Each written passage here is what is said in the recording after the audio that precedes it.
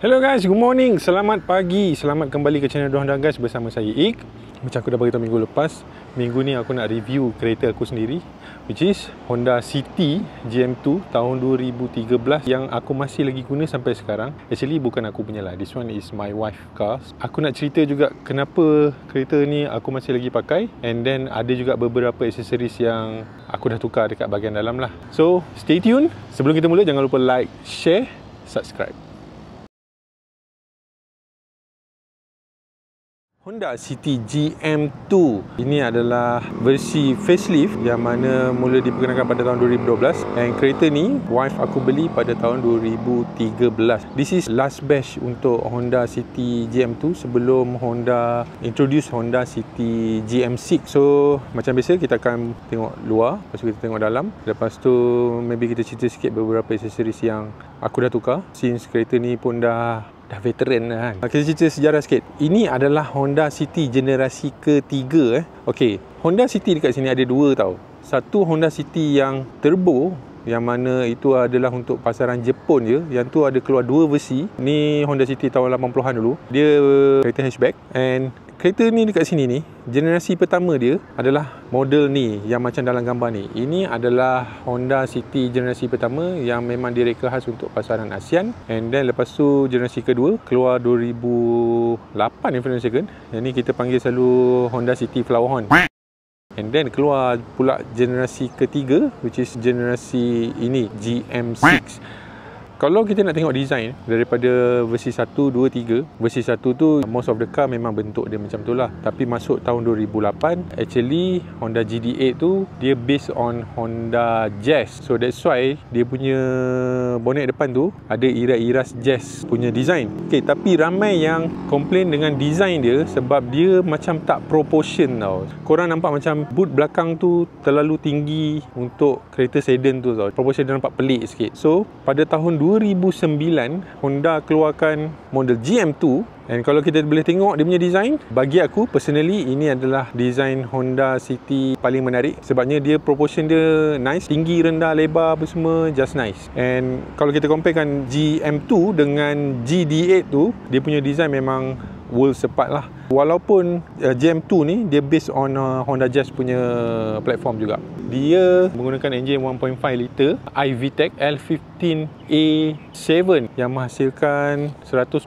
horsepower dengan 145 Nm of torque. 120 horsepower dia tu ada pada 6,600 RPM, and then 145 Nm torque tu start 4,800 RPM. Ada orang cakap yang ini kau boleh rasa dia punya VTEC kick tu pada 5,000 atau 6,000 RPM. Tak sure sama ada betul ada atau tidak, tapi kalau korang tahu pasal tu, maybe korang boleh komen dekat bawah untuk bagi penerangan lebih pada kita semua lah. Tapi bear in mind lah, ini bukan high performance car. Alright, moving on. Size wise, kereta ni dia punya panjang dia 4396 mm. Okay, dia punya lebar tak besar sangat pada zaman ni, lebih kurang dalam 1.7 meter je. Dia punya tinggi 1.5 meter, and dia punya wheelbase, jarak roda depan dengan roda belakang adalah 2.55 meter. Suspension wise, kereta ni kat depan dia guna McPherson strut, and dekat belakang dia guna torsion beam lah. Untuk bahagian depan ni, ini adalah variant E. Okay, the highest spec at that time. Apa yang dia ada compare dengan variant S tu, dia ada fog lamp kat bahagian bawah ni. Lepas tu dia datang dengan signal dekat side mirror. Besides that,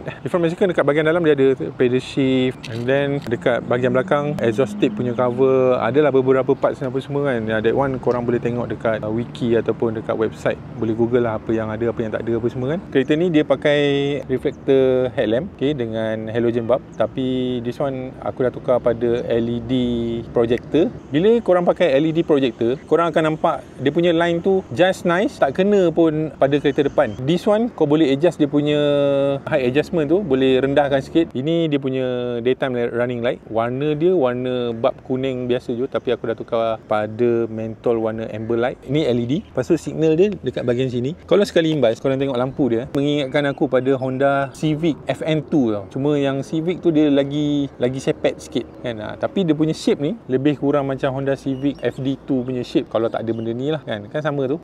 Tapi sebabkan ada benda ni dia nampak lain sikit lah. And untuk bahagian grill pula, facelift ni dia datangkan dengan chrome punya grill, ada 3 bar sini. Untuk bahagian bawah dia punya radiator grill slated garis macam tu je. Kereta tahun 2012 punya, yang ni pun dah terbuka, ni nak kena hantar untuk repair balik lah. And kereta ni didatangkan dengan body kit modulo, which is original wife aku beli masa baru dulu, sekali dengan rear spoiler kat situ. Cumanya biasalah orang perempuan kalau bawa, kau tengok sana sini. Yang ni aku ingat lagi, dia kata dia langgar pipe dekat stesen minyak. Itu tanda supaya dia ingat. And then kalau korang boleh tengok design dia, dia ada 2 line yang prominent dekat depan sini, atas bonnet line ni yang bersambung terus dengan grill. Okay, moving on untuk bahagian tepi pula. Rim masih lagi original, didatangkan dengan saiz 16 inci. Cuma tayar profile aku dah tukar. Yang ni aku pakai 195/55R16. Original size dia 185/50R16 if I'm not mistaken. Yang ni dia datangkan dengan diamond cut, okay, two tone chrome dengan warna grey. Yang kalau kau tanya aku sampai sekarang antara rim tercantik yang Honda pernah buat. It just look perfect on the car. So lepas tu korang boleh nampak lah modulo body kit. Dia datang dengan side mirror dengan LED indicator. Zaman ni dia tak ada lagi keyless apa semua. Dia datangkan dengan chrome punya coating lah. Tayar bahagian belakang pun sama juga, 195/55R16 dengan sport rim yang sama macam depan. Sebelum kita pergi bahagian belakang, inilah aku cakap proportion kereta ni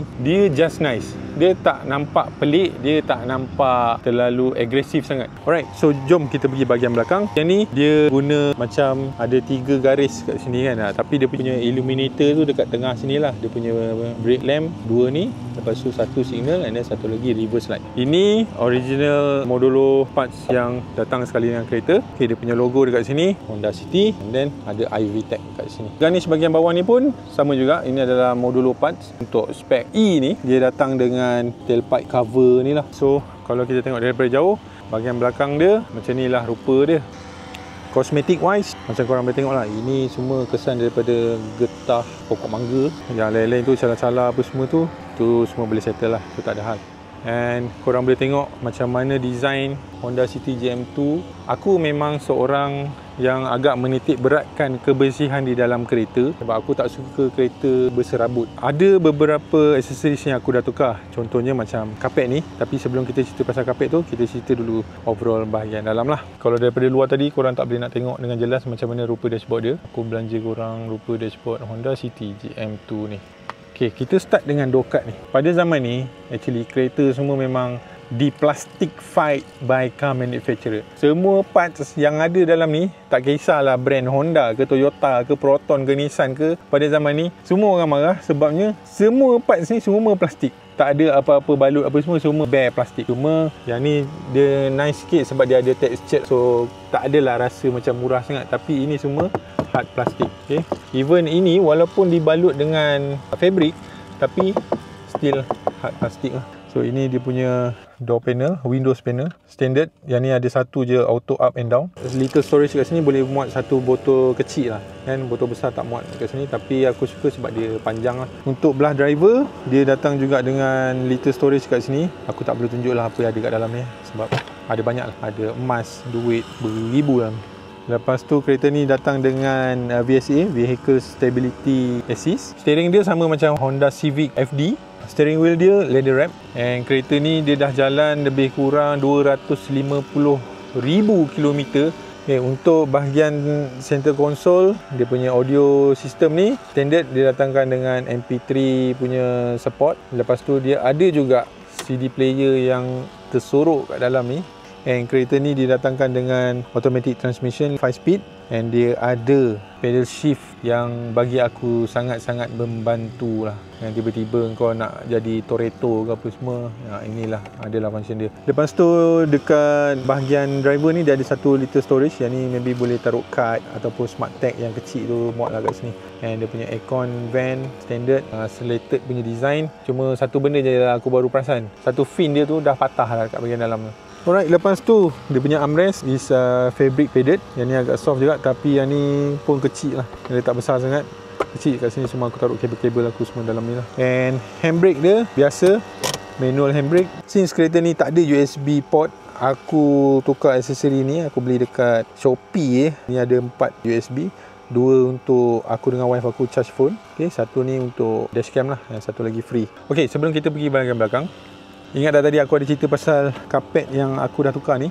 Kapet yang aku pakai ni adalah daripada jenama Trapo model Classic 5 yang diorang baru je launch bulan Ogos hari tu. Sebelum ni aku ada pakai satu brand kapet getah tapi bukan jenis Maggie. Bila kau tak pakai slipper, dia akan mencucuk kaki kau. Dia punya material tu macam tajam sebab dia getah keras. Tapi dengan Classic 5 ni material dia lembut, dia tak tajam. Lepas tu bila kau pijak, kau akan rasa ini adalah benda yang paling lembut kau pernah pijak. Sebab apa dia lembut? Ini adalah teknologi baru diorang yang dipanggil Cloud Flex. Material ni dia bagi lebih keselesaan tapi dia tak mudah rosak. Lepas tu untuk model Classic V ni juga dia datangkan dengan Real Grip versi 2.0 anti-slip kat bahagian belakang ni. Memang tak mudah bergerak kapet ni. Lepas tu dia bagi velcro strap, so dia lebih secure lah. Macam kapet aku yang lama tu, once kau masuk je confirm kapet tu akan sengit. Even yang macam original Honda punya tu pun dia akan sengit. And then another thing, kapet lama aku tu, dia punya longkang ni dia tak terlalu dalam and then dia terlalu kecil. Tapi dengan ni kalau korang boleh tengok design dia agak dalam juga. Dia guna material EVA foam sama macam Yoga Mat. So basically habuk tu akan melekat dekat bahagian dalam ni lah. Dan yang paling best sekali, Trapo punya kapet datang dengan 3 tahun warranty dan juga waterproof. Sebab dia bukanlah material kapet yang macam kapet manufacturer biasa tu, yang kapet fabric tu. Yang ni dia macam getah and ini dia guna recycle material, so dia lebih ringan and then dia lebih durable lah. Kalau korang boleh tengok, aku pegang sebelah tangan je. Kalau kapet lama aku tu haram berat. Untuk menunjukkan yang benda ni betul-betul according to diorang punya claim, korang boleh tengok dia punya fitting just nice and dia datang juga dengan footrest untuk driver side lah. Kat belakang pun sama, aku dah Trapo fight dengan dia. Lepas tu dekat bahagian tengah ni actually tricky sikit nak pasang sebab dia ada satu metal bar dekat tengah tu yang korang kena bend kan according to korang punya center tunnel ni lah. Korang boleh tengok sendiri lah dia punya fitting nice, ngam, cantik, lembut. Anak aku mesti suka. Ini dia punya warranty card. Untuk warranty ni dia cover lining, padding and then dia punya anti-slip. And of course lah dia tak cover wear and tear macam koyak ke, yang tu tak cover lah. So that's it lah kapet Trapo yang aku dah upgrade sekarang. Aku juga dah Trapo fight kereta ni dengan wiper daripada Trapo, yang mana wiper ni dia datang dengan 2 tahun punya lifespan and dia datang dengan hydrophobic punya coating. So that mean korang tak payah dah nak bubuh coating pada cermin kereta korang. Dekat dia punya blade ni dia dah ada hydrophobic punya coating. So itulah dia antara aksesoris yang aku dah tukar, kapet dengan wiper daripada Trapo. Dan ini actually first time aku guna produk diorang. Okay, so kita dah settle cerita bahagian depan. Jom kita moving on dengan cerita bahagian belakang pula. Okay, untuk bahagian belakang, antara features yang Honda City ni lose out pada Honda City model lama adalah dia punya Ultra Seat. Itu bagi aku adalah salah satu kekurangan untuk Honda City GM2 ni lah. So that mean korang tak boleh nak angkat ni ke atas apa semua macam Honda City GD8 tu lah. And then lagi satu kekurangan yang dia tak ada berbanding dengan Honda City GM2 juga tapi yang versi pre-facelift adalah dia punya seat reclining. Pre-facelift kau boleh baringkan lagi tau. So korang ada 2 step, satu lepas tu satu lagi. Bahagian bawah ni, ini adalah storage area. Sebelah sini dia ada, sebelah sana ada, yang mana sepatutnya kau letak payung tapi kita orang letak kasut. Bukan kasut wife aku, kasut anak perempuan aku. Semua kasut dia dekat sini kan, senang dia nak pilih. And then untuk bahagian belakang ni dia datang dengan armrest and then 2 cup holder dekat sini. Ini aku punya driving sitting position. So kalau aku duduk tegak macam ni kan, aku ada lebih kurang satu knuckle lebih sikit lah kan. Tapi kalau aku duduk slanted sikit masih lagi sama. Korang boleh tengok aku punya sitting position. Headroom, yalah kereta lama, dia punya headroom ni dia tak tinggi sangat. Ada lebih kurang dalam berapa jari? 2 jari je. Tapi since aku agak tinggi 180, daripada luar kereta ni kau nampak sempit. Tapi bila kau duduk dekat bahagian dalam ni actually not bad. Tak sebesar Honda City GN2 yang ada sekarang ni, tapi untuk Honda City GM2 ni just nice. Kereta pun dah 12 tahun. Untuk seat dia ada pocket kiri dan kanan. Lepas tu ada satu cup holder dekat sini lah. Macam kereta-kereta lama yang lain, dia tak ada aircon vent dekat bahagian belakang ni. Okay, so kita dah cerita dah kereta ni, luar dalam apa semua. Kenapa aku masih lagi guna kereta ni? Sebab kereta ni very reliable. Tak ada parts apa pun yang aku tukar pada kereta ni except wear and tear parts untuk bahagian enjin lah, macam itu kompresor, aircon punya piston apa semua, yang tu berapa ringgit Lepas tu gear sensor, that one boleh settle dalam sehari je. Tapi major part aku tak pernah tukar lagi apa-apa part bahagian engine lah, macam piston ke, alternator ke, yang tu tak pernah lagi, except the battery lah. Battery tu memang setahun sekali lah, sama lah. Bahagian luar yang aku dah tukar, another thing is suspension. Aku gantikan dengan adjustable sebab aku nakkan feel sportiness tu lah. Since kereta pun dah berapa tahun, 12 tahun, so aku try lah something new. Driving wise, dengan adjustable tak best langsung, tak payah beli kalau korang nak beli. Very bumpy, lagi-lagi pula bila kau bawa family, yang mana duduk kat belakang tu memang melompat-lompat lah. And my next project untuk kereta ni, aku nak try tukar sport rim, maybe nak pakai spoon punya design, something like that, and maybe infotainment system, Android player ke apa semua.